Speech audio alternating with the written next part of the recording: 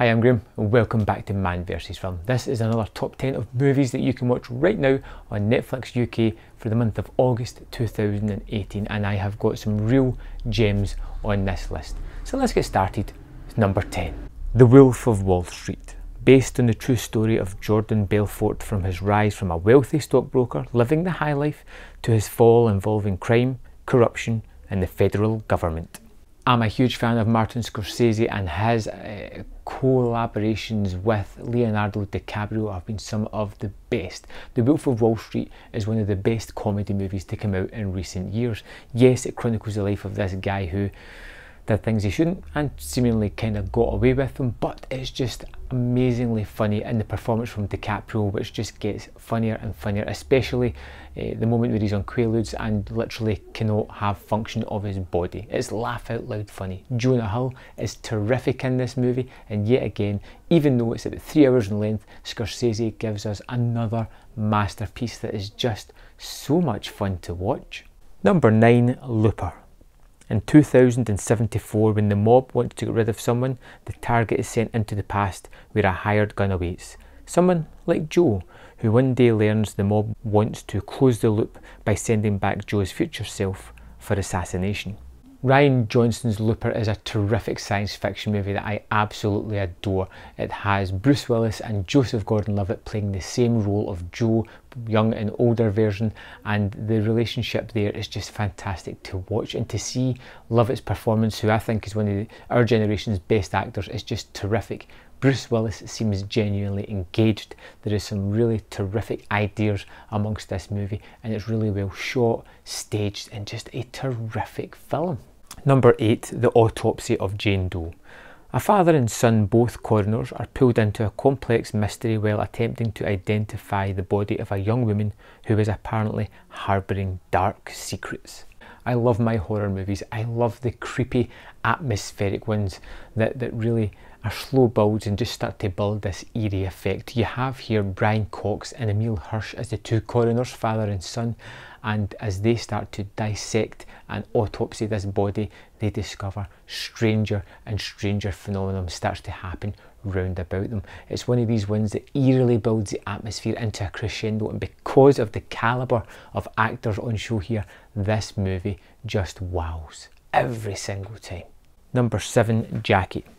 Following the assassination of President John F. Kennedy, First Lady Jacqueline Kennedy fights through grief and trauma to regain her faith, console her children and define her husband's historic legacy. Natalie Portman stars as Jackie in what is a fantastic performance and a really terrific movie. I love these autobiographies that doesn't really focus on the large moments of time in somebody's life, but more on a defining element of that time, and this is the few days after the death of her husband, as she is pushed out of the White House, as people are trying to pull and push and cajole her, and she's trying to deal with her family, deal with the loss of her loved one, while trying to deal with a public persona as well at the same time, and how public grief can really try to traumatise this family as she tries to hold everything together. I thought it was wonderfully well staged. It looks terrific, and it is pretty much a sort of damning insight into how this woman had to cope in the public eye with this traumatic event. Number 6, American Assassin. 23-year-old Mitch lost his parents to a tragic car accident at the age of 14, and his girlfriend to a terrorist attack just as they were engaged. Seeking revenge, he is enlisted by the CIA as a Black Ops recruit.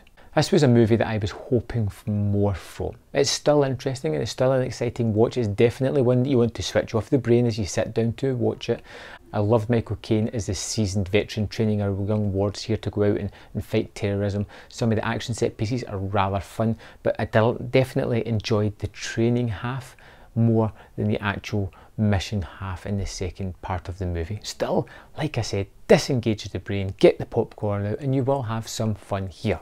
Number 5, The Hateful Eight. Sometime after the Civil War, a stagecoach hurtles through the wintry Wyoming landscape. Bounty hunter John Ruth and his fugitive captive Daisy Domergue race towards the town of Red Rock, where Ruth will bring Daisy to justice. Along the road they encounter Major Marquise Warren and Chris Mannix. Lost in the blizzard, the bunch seek refuge at Minnie's haberdashery. I make no bones about it, I'm a huge Tarantino fan, and this was his last movie that was kind of maligned. There was people who loved it, there was people who hated it and thought he had taken a downturn. Me, I absolutely adored it. I loved the fact that they had these segments thought out. I loved that it took its time, it took its pace to let the characters evolve and have these delicious conversations as it had ups and downs, and these rhythmic barrages between each of the characters was just something that I thoroughly enjoy every time I am in it. Of course, we get the fantastic performance by Jennifer Jason Leigh as Daisy Domergue, a woman who is literally put upon and covered by almost every kind of bodily fluid throughout the movie as she gets beaten, punched, bruised and pushed from pillar to post. It is an awesome movie, fantastic performances, and it just looks tremendous as well. Number 4, The Legacy of the White-Tailed Deer Hunter. The great hunter Buck Ferguson and his trusted cameraman Don set out for an epic weekend adventure to reconnect with Buck's young son. The trailer for this movie made it look awful, really just poor. But on a whim I decided to stick it on, and I found something that was a little bit more. Less comedy than I thought it was going to be, and definitely a lot more interesting as we have Buck trying to reconnect with his son, who seems to have a new stepdad that he kind of prefers to his own father. He's out in the wilderness to hunt his first white-tailed deer, and he's just not that engaged with it. And he's not really too bothered about reconnecting with his father either. That's where all the drama comes from. This pretty much has 3 characters in the wilderness working through issues. It has humour, it has some fun moments, and it's got another terrific performance by Josh Brolin. Number 3, The Similars. On a rainy night of October 2nd, 1968, 8 characters waiting on a remote bus station for a bus heading to Mexico City start experiencing a strange phenomenon. I never hear anybody talking about The Similars. It was a movie that I stuck on and was absolutely in love with. It is like a feature-length Twilight Zone episode, but a very, very good one. It has these really strange elements, it's all very moody and it plays with lights. It has these characters who you don't really know anything about them. It's a bunch of strangers getting to know each other as something weird is happening. Don't want to tell you what the weirdness is, but it is unexpected and fun, and that's the whole thing about this movie. It's just fun.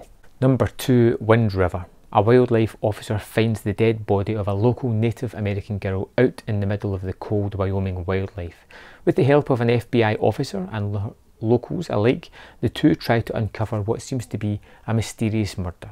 Haunted by his past, Corey spares no time or resource trying to solve the mystery in hopes of solving his internal struggle. What an absolutely terrific movie. Wind River gives you everything that you could possibly want. It has excitement, it has thrills, it has danger for the lead characters who you actually feel could be killed at any point. You have this mystery that's driving the movie forward, and you have underlying themes of identity and solving past traumas and fixing what's wrong with everybody. It's just a really rich movie that seems to have kind of skated by. Everybody that's watched it raves about how fantastic it is, but unfortunately I don't think enough people have seen this movie, which is why it's number 2 on my list. Number 1, Boys in the Trees. It's Halloween in '97, the last night of high school for Corey, Django and their skater gang. Childhood is over and adult life beckons, but for Corey, his past has some unfinished business. When he encounters Jonah, a former childhood friend but now victimised by their gang, Corey takes pity on him and agrees to walk him home for old time's sake. What starts off as a normal walk through the empty suburban streets descends into something darker and magical as they tell each other ghost stories.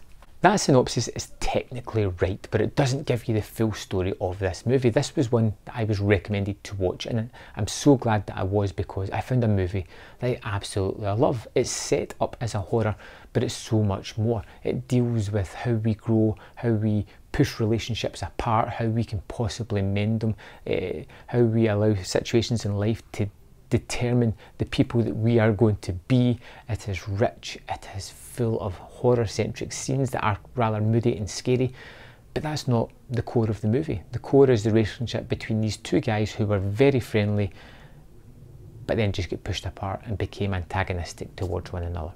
I think it's truly a remarkable movie, and if there's one movie this month that I think you should check out, Boys in the Trees, or Boys in Trees, whichever you want to call it, is definitely my pick for this month.